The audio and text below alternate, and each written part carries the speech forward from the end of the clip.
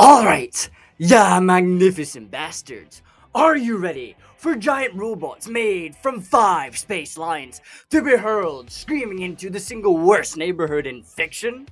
Today we're throwing Voltron, defenders of the universe, straight into the 40K galaxy to see if this legendary mechanical monstrosity can survive a setting where planets die daily, gods eat your soul, and common sense was declared heresy 10,000 years ago. Can Voltron conquer? Can he survive? Or have I finally inhaled enough warp dust that this entire scenario sounded reasonable? So grab a glass of whiskey, sit your stoon, and let's dive in. Alright, before we start throwing giant robot lions into the 40K galaxy, I need to establish a few rules. See, Voltron has 2 main versions. The old version that came on VHS tapes back when dinosaurs roamed the earth, and then there's the newer version. After far too much research and at least 3 near-death experiences from heat stroke, I've decided to use Voltron, Defenders of the Universe. Partly because it's absolutely absurdly powerful, and partly because I actually slightly remember more than I do about the original show. With those rules established, let's talk about the giant mechanical lions that somehow became one of the coolest things to ever be put on television. Now, if you somehow spent your entire life living under a rock, inside a cave, or beneath a slightly larger rock, you may be wondering, Killer, what the fuck is a Voltron? Well, first, that's why you clicked on the bloody video. Second, Voltron is a giant robot made out of 5 robotic lions, and frankly, that sentence alone should tell you why this is bloody awesome. Somewhere, at some point, a writer looked at a giant robot and thought to himself, you know what that needs? More lions.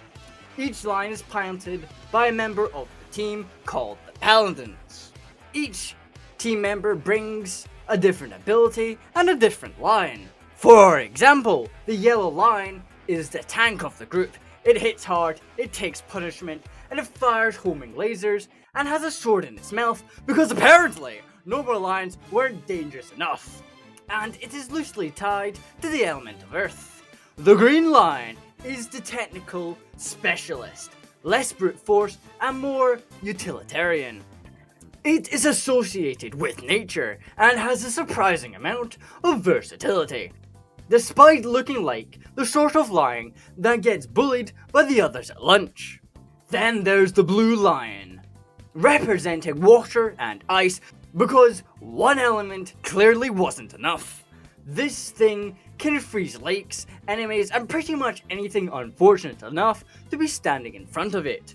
The red line is speed, aggression, fire. If something needs to be hit quick and violently, chances are this line is already halfway through that process. And finally, we have the black line. The biggest, the strongest, and the most important of the lot. Piloted by, of course, the team leader, because apparently standing several feet taller than all the others wasn't a clear enough of indication that it is the main character. The black lion can fly. Like all the other lions, it can unleash devastating attacks, generate enormous energy wings, and possesses some genuinely ridiculous abilities that I will get into later. And that's just the lions individually. We haven't even started talking about Voltron itself yet. Because once these 5 mechanical crackheads combine together, things go from impressive to completely bloody ridiculous. Now, but of course, because I find it immensely funny to edge my entire community, we're not actually going to be talking about Voltron yet. Oh no, you thought we were finally getting to talk about the giant robot? You fool! You absolute buffoon! You're going to sit there patiently while I force feed you the lore first. The giant robot can wait. The robot made of lions isn't going anywhere, trust me. So, the short version is this. Long ago, there existed an advanced civilization known as the Tyranids, or Tyranids, however you pronounce that word. They were incredibly powerful, highly advanced, and like most civilizations in fiction, immediately attracted the attention of someone who wanted to ruin everything. Enter Emperor Zarkon, ruler of the Galra Empire, and quite possibly one of the most successful space tyrants in the entire setting. Imagine if Darth Vader decided he was sick of taking orders, stabbed Palpatine, and stole the Empire, and then spent the next several thousand years conquering everything in sight. That is basically Zarkon, but he's cooler. Under his rule, the Galra Empire expanded across huge portions of the galaxy, crushing planets, enslaving species, and generally behaving exactly how every self-respecting evil empire should. Unfortunately for them, one of the few things that could actually combat the Galra Empire was Voltron itself. So naturally, Voltron was hidden away and split into 5 lines to stop Zarkon from getting his grubby little hands on it. Fast forward a few thousand years or so, and our cast of lunatics enters the picture. We have Keith, the angry one, Lance, the cocky one, Hunk, the friendly giant, Pidge, the smart one, and Allura and her little servant, who spends most of the series desperately trying to hold everyone together. Together, they became paladins of Voltron and inherited the lines, which immediately paints a giant target on their backs, visible from several solar systems away. From there, their story is essentially one long-running war between Team Voltron and the Galra Empire. Every time these heroes win, Zarkon comes back with a bigger fleet and stronger weapons, or some new horrifying screaming design to make everyone miserable, and honestly, credit where credit is due, mate. That man has commitment. Most villains get beaten once and then retire. Zarkon gets beaten repeatedly and responds by becoming an even bigger problem. Now, alongside Zarkon is his wife, Hagar. God damn, that is on point. Who is somehow even more concerning than he is. Imagine if Padme looked at all the evil nonsense going on in the galaxy and decided, you know what? This is actually a fantastic career opportunity. She's a dark sorcerer, a scientist, a manipulator, and responsible for about 90% of the nightmare fuel that appears throughout the series.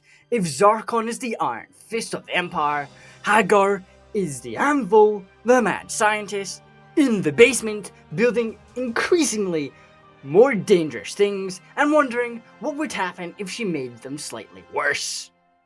The two of them, alongside their deranged family and several thousand years of increasingly bad decisions, forms the backbone of most of the series' conflicts. There are villains later on, there are bigger threats, there are cosmic entities, alternate realities, and enough universe-breaking nonsense to give Warhammer writers a bloody aneurysm.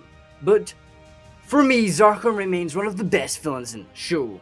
That man walks into a room, radiates pure tyrannic energy, and immediately you feel like he's actually going to conquer the bloody galaxy. Anyway, that's the incredibly compressed version of about 75 episodes worth of plot. Have I skipped details? Yes. Have I skipped entire character arcs? Absolutely. Have I butchered the finer points of the lore for the sake of getting to the giant robot? Without a bloody question. But now that you understand who these people are, even though you don't care and I don't care, all we really want to know is why are they fighting Space Darth Vader, and now we know this. So now let's talk about what you actually clicked on this video for. Voltron. Voltron itself is the combination of 5 bloody lines, creating a machine that is so absurdly powerful that half the Powerscaling community can't even agree where to pop the bloody thing. Depending on the feats you use, Voltron ranges from planetary level threats all the way up to arguments involving stars, reality dimensions, and enough cosmic nonsense to give a mathematician a bloody aneurysm. Now, on the lower end scaling, which is where we're going to start because I enjoy partially being sane, Voltron is comfortably dishing out planetary levels of destruction. Nay cities, nay continents, not even this army is in trouble levels. Nah, planetary. As in, the entire bloody thing. And that's before we even start getting into some of the more ridiculous feats, because Voltron doesn't just hit hard. It hits while moving at speeds that absolutely make no sense whatsoever. For example, in the Legendary Defenders, one of the lines crosses the entire solar system in roughly 5 seconds, as you can see on screen here. When people ran the numbers on that, using Pluto's moon Kerberos as the destination, they came out with roughly, 5 trillion meters per second. To put that in bloody perspective, lads, that's around 5,000 times faster than the speed of light. The speed of light, you know, the universal speed limit. Voltron looked at that limit, laughed, proceeded to kick it in the shins, and kept going. And that's not even the funniest part. No, because on the higher end of power scaling estimations, there's some ridiculous shit. Now, from the older series, there is a feat particularly of them crossing the entire galaxy in roughly a day. People have calculated this, and it has put Voltron roughly in the upper speed limit of, I don't know, 36 million times faster than the speed of light. That's right, 36 million times faster. At that point, you're not even traveling, you're just bloody teleporting through sheer disrespect for physics. Now, admittedly, some people disagree with those higher end calculations, and that's fair enough. Power scaling is basically just grown adults arguing over fictional characters using a calculator. But even if you completely ignore the higher end stuff and only take the most conservative numbers available, you're still looking at a machine moving thousands of times faster than light, which is already absurd. Then we get into the abilities. Voltron carries the famous Blazing Sword, a weapon capable of cutting through entire fleets, giant war machines, planetary threads, and just about anything else unfortunate enough to stand in front of it. It possesses energy shields, long-range energy weapons, missile systems, elemental attacks inherited from the lines, reality warping, interactions through quintessence, dimensional travel, wormhole creation, and enough miscellaneous powers to make a tabletop RPG rulebook jealous. It can fight entire fleets. It can fight giant monsters, it can fight armies, it can fight reality-ending threats, and on many occasions, it has done exactly this. Its durability is just as stupid.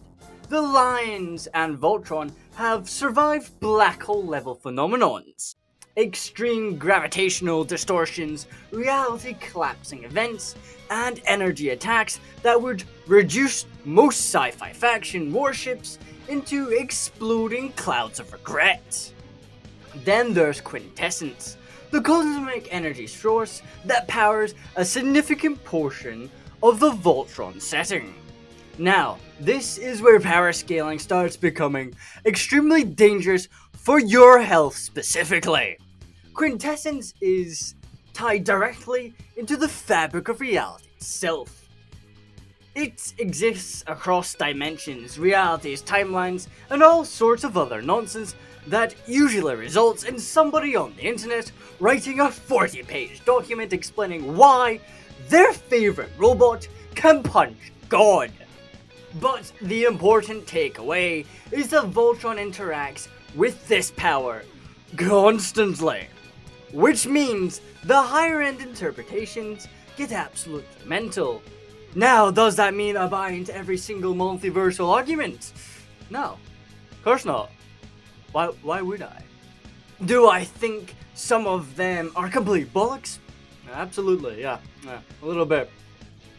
But even if we threw all that out, ignored every high-end feat, ignored every cosmic interpretation, ignored every reality warping statement, and scaled Voltron as conservatively as possible, you still end up with a giant robot capable of destroying planets, surviving insane punishment, fighting entire fleets by itself, and moving thousands of times the speed of light.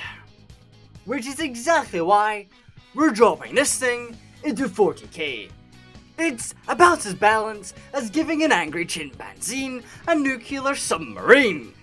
Now, before I can throw Voltron into this absolute disaster, I need to explain what 40k is for those who have been living under a rock. What I'm about to explain is probably the shortest summary ever attempted by mankind.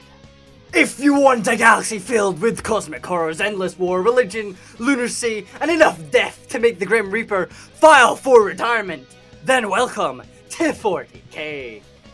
The Imperium of Man wants to kill everything that doesn't look human, including other humans. The Emperor of Man is a 10,000-year-old corpse glued to a golden chair because nobody has the heart to tell him retirement is indeed an option. The British Empire somehow escaped history, got addicted to steroids, found religion, and conquered space. Then you've got Orks who believe things work hard enough that reality occasionally agrees with them.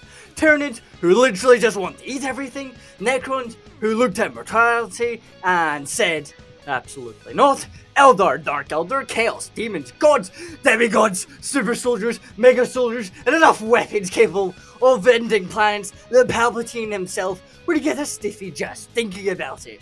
Travel is done by driving through literal space hell. Every government is dysfunctional, every faction is committing at least several war crimes before breakfast, and the galaxy itself genuinely is determined to commit suicide. And that, lads, is why millions of us spend unhealthy amounts of money on tiny plastic soldiers. Now let's see what happens when a giant robot made of lions, powered by friendship, determination, and pure anime nonsense gets dropped into the middle of it. Now let's move on to the actual scenario. On the edge of the Warhammer 40k galaxy, reality tears open. A wormhole bursts into existence, and out comes Voltron. And immediately the paladins know something is wrong. Space feels wrong. The stars look wrong. Everything feels like it's staring back at them. But naturally, being heroes, they do what heroes do. They start helping people. Their first months in the galaxy are surprisingly successful. They save Imperial worlds from Ork invasions, smash pirate fleets apart, rescue civilians from Tyranids, and generally make themselves known as giant robotic guardian angels appearing out of nowhere to save the day. The problem is that every victory teaches them more about the galaxy, and the more they learn, the more horrified they become. They learn about hive worlds, their billions suffering in misery. They learn about exterminatus. They learn that humanity's greatest empire is a crumbling corpse, desperately pretending everything is fine. They learn that traveling through hell is considered a normal method of transportation. And worst of all, they begin hearing whispers. At first it's nothing. A feeling, a thought, a voice that isn't quite a voice. But it's always there, watching, waiting, lurking. The Chaos Gods have noticed them. Hunk begins cracking first. The endless suffering of the galaxy gnaws away at him until compassion slowly twists into obsession. He's become fixated on saving everyone, no matter the cost. Lance and Keith become increasingly aggressive, throwing themselves into battle after battle until every problem starts looking like something that can be solved by hitting it harder. Paige becomes obsessed with knowledge, technology, ancient secrets, forbidding truths. Every mystery must be solved, every secret must be uncovered. And all the while, the whispers grow louder. Yet, despite this, Voltron is thriving. The Lions split apart and begin patrolling multiple sectors. Entire Ork Ys are broken.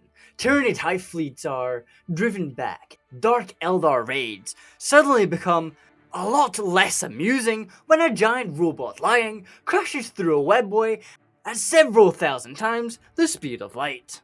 Entire sectors begin viewing Voltron as a myth, a guardian, a protector, a beacon of hope, which unfortunately makes the Chaos Gods very interested. Years pass, victories continue, but the corruption spreads. The Paladins don't even realize what is happening. By the time they do, it is already too late. The whispers become conversations. The conversations become guidance. And the guidance becomes obedience. The galaxy begins noticing the changes. Worlds liberated by Voltron become strangely fanatical. Entire populations begin worshipping the giant machine. The Paladins become more ruthless, more extreme, more willing to do terrible things for what they believe are good reasons. Then the breaking point comes. Voltron arrives at Terra, Holy Terra, the heart of humanity, the throne world, and under the influence of the powers they barely understand, they convince themselves that the Emperor is part of the problem. So they do the unthinkable. They attack. The Imperial Navy is annihilated. The defenses of Terra are shattered, and eventually Voltron reaches the Golden Throne itself. The Emperor of Mankind dies. The Astronomicon fails. The Imperium descends into complete chaos, and at that exact moment, the trap finally closes. Because the Chaos Gods never wanted Voltron destroyed. They wanted it corrupted. The demonic hordes surge from the warp. Reality itself begins to crack. The Paladins finally realize what has happened, but by then there is no fixing it. One by one they fall, not in battle, not by an enemy, but to themselves. Voltron remains standing. The lines remain intact. The machine itself was never truly corrupted. Its pilots were. And in the end, that made all the difference. The defenders of the universe become the destroyers of a galaxy. What was once a symbol of hope becomes a symbol of chaos. And somewhere in the warp, 4 gods are laughing themselves bloody senseless because in a galaxy where everything eventually falls, even Voltron wasn't immune. Oh, you thought I was done? No. You poor bastard. Before I disappear into the outro, I need to explain why I chose this specific outcome. Normally, I don't do this type of thing in my videos. Usually, I throw 2 universes into a blender, see what comes out, and then move on with my life. But Voltron is one of those rare cases where I actually feel like I need to explain my reasonings. Because otherwise, half the comment section is going to be trying to beat me to death with calculators. So welcome to what I'm calling Killer's Mad Ramblings. Now, here's the thing. Most of Warhammer 40K cannot actually do much to Voltron. And I do mean that quite literally. The Imperium? Not really. The Orks? Absolutely not. The Tyranids? There ain't much chance. The Eldar? No. The Dark Eldar? Absolutely not. Even the Necrons, with all their ridiculous technology and reality-breaking nonsense, don't actually have a reliable answer to something that can move thousands, if not millions of times faster than light, whilst hitting hard enough to casually ruin planets. Voltron is simply operating on a scale that most of the setting struggles to directly interact with. Now, are the weapons in 40k capable of destroying planets? Absolutely. The problem is, Voltron can survive that sort of thing, even when we're being extremely conservative with power scaling. And when we stop being conservative, lads, things get real stupid real fast. Which brings me to the Chaos Gods. And before anyone starts sharpening their chainswords, hear me out. I don't actually think the Chaos Gods beat Voltron in a straight fight. In fact, I think if you somehow shove Khorne into a giant boxing ring and told him to fistfight Voltron, the outcome would probably be a lot funnier than Chaos fans would like. The issue isn't combat. The issue is corruption, because Voltron itself is not the weak link. The pilots are. The lines are absurd. Voltron itself is absurd. The paladins? They're human. And that's a problem, because unlike most threats Voltron faces, Chaos does not need to punch harder than you. Chaos just needs you to make one very bad decision. Then another. Then another. Then another. Until one day, you're blowing up Terror and wondering how the hell you got there. The more I looked into this matchup, the more I kept running to the same conclusion. Voltron could absolutely spend centuries smashing fleets, killing monsters, beating back invasions, and generally being an immense headache for literally every faction in the galaxy. But eventually, one of the paladins will crack. Or maybe all of them will. The specific details don't really matter. What matters is that Chaos has all the time in the universe, and humans don't. That's why I had Voltron lose in the way it did. Not because it was weaker, not because it got outgunned, not because someone found a bigger robot, but because 40k is a setting where sometimes the strongest thing in the room isn't enough. Sometimes the room just kills you itself. Now, can I be wrong? Absolutely. That's half the fun of me making these videos.